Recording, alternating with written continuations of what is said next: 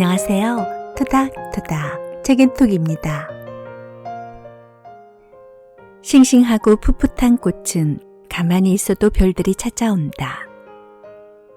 그것은 꽃의 달콤한 향기 때문이다. 하지만 꽃이 시들어 신선함을 잃게 되면 벌은 찾아오지 않는다. 신선함을 잃은 꽃은 더 이상 풋풋한 향기가 나지 않기 때문이다.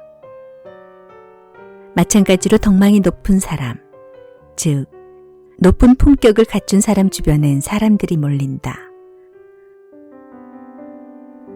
품격은 사람의 향기와 같아 그와 함께하는 것만으로도 자신이 살아가는 데 큰 가르침과 도움이 되기 때문이다. 하지만 어느 순간 품격을 잃게 되면 비난의 화살을 퍼부으며 더 이상 그 사람 주변엔 얼씬도 하지 않는다. 이에 대해 영국의 극작가이자 시인인 윌리엄 셰익스피어는 이렇게 말했다. 꽃의 향기가 있듯이 사람에게도 품격이라는 것이 있다. 그러나 꽃도 그 생명이 생생할 때에는 향기가 신선하듯이 사람도 마음이 밝지 못하면 품격을 보존하기 어렵다. 썩은 백합꽃은 잡초보다 오히려 그 냄새가 고약하다. 셰익스피어의 말에서 알 수 있듯 품격은 사람만이 갖출 수 있는 품성, 즉 향기이다. 품격을 갖추기 위해서는 내가 먼저 상대를 존중하고 신뢰하고 배려하고 의연하고 정직하게 행해야 한다.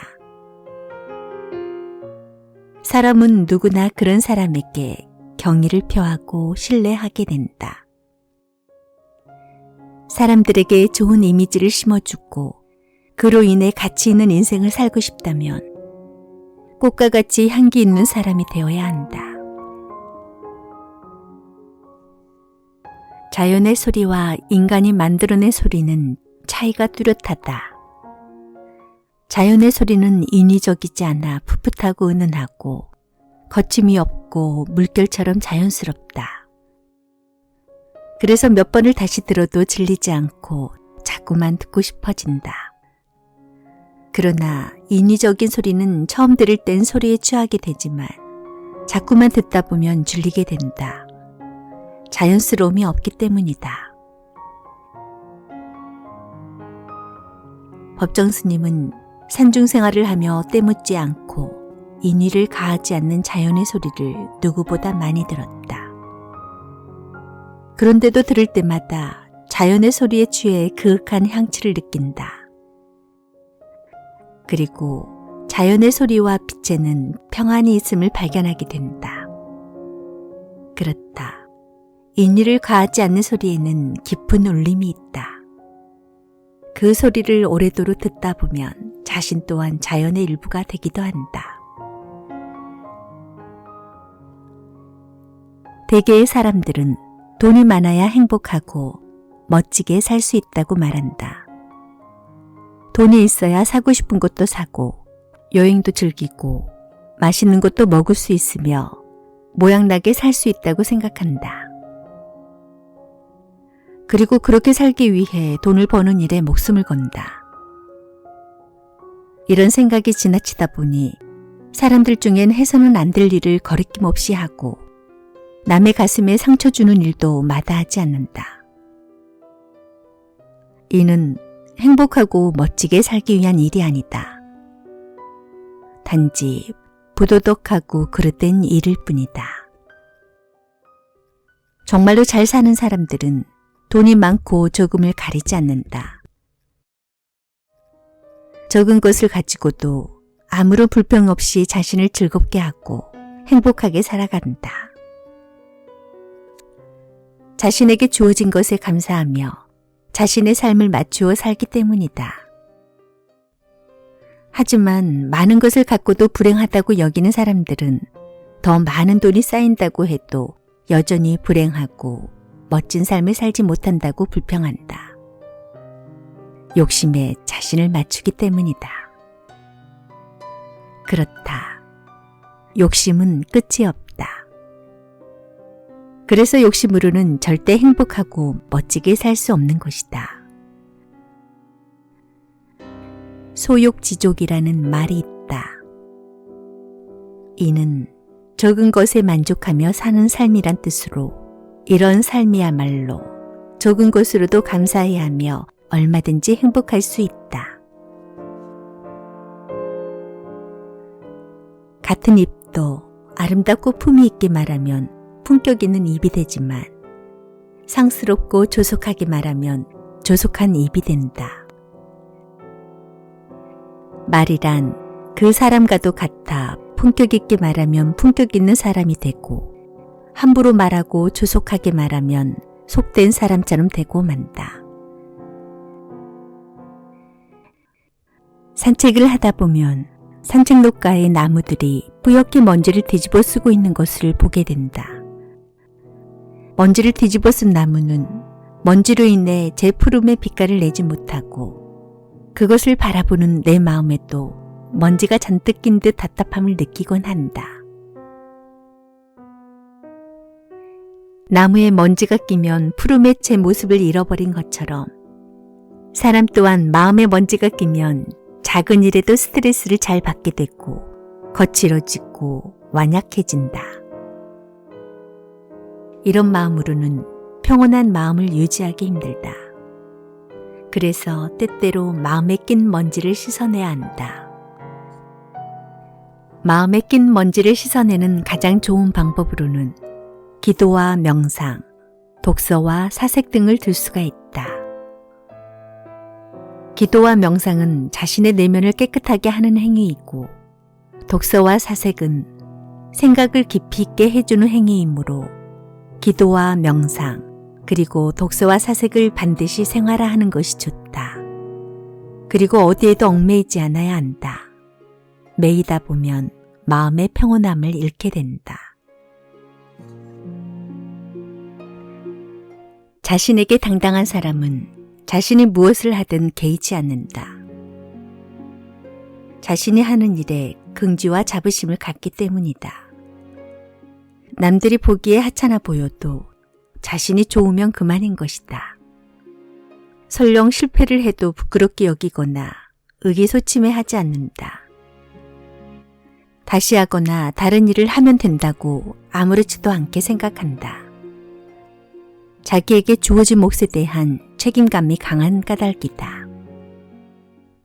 그런데 자신에게 당당하지 못한 사람은 남의 눈치를 보고 자신이 하는 일에 자긍심이 부족하다.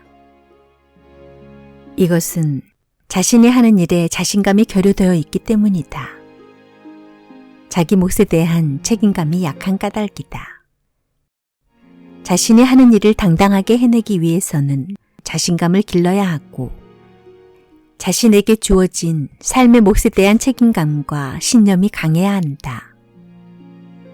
이에 대해 독일의 대문호 괴테는 이렇게 말했다.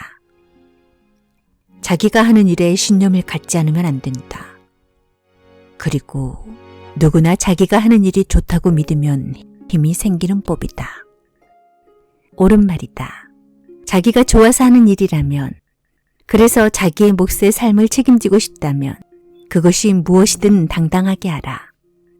자신이 좋아하는 일엔 긍지와 자부심을 가져도 좋다. 바쁘게 살다 보면 몸과 마음은 지치게 마련이다. 그렇게 되면 몸과 마음이 피폐해지고 아무렇지도 않는 일에 짜증을 부리게 되고 내가 무엇을 위해서 살고 있지? 라는 의구심이 들어 공허함과 상실감에 사로잡히곤 한다. 역설적이지만 이럴 땐 자신을 외롭게 해야 한다. 마치 이 세상에 혼자 있는 듯한 고립감 속에서 짙은 외로움에 푹 젖어야 한다. 그렇게 외로움을 느끼다 보면 자신이 혼자가 아니라는 사실에 대해 감사하게 되고 비록 바쁨으로 해서 몸과 마음이 고달픈 것이 오히려 다행이라는 생각이 들게 되면 물론 새로운 생각을 발견하게 된다. 재능은 고독 속에 이루어지며 인격은 세파 속에서 이루어진다. 본질적인 외로움은 어느 누구도 해결해 줄 수 없다. 그것은 자신이 해결해야 하는데 이에 대해 인도의 철학자 오쇼 라즈니시는 이렇게 말했다. 어느 누구도 당신의 공허함을 채워줄 수는 없다. 자신의 공허함과 만나야 한다. 그걸 안고 살아가면서 받아들여야 한다. 그렇다. 외로움은 자신이 해결해야 할 문제이고 그것을 이겨내면서 인생은 더욱 성숙해지고 깊어진다. 그런 까닭에 가끔은 시장기 같은 외로움을 느껴야 하는 것이다. 인생을 여러 번 살 수 있다면 이렇게도 살아보고 저렇게도 살아보면 좋을 텐데 유감스럽게도 인간은 단 한 번밖에 살지 못한다.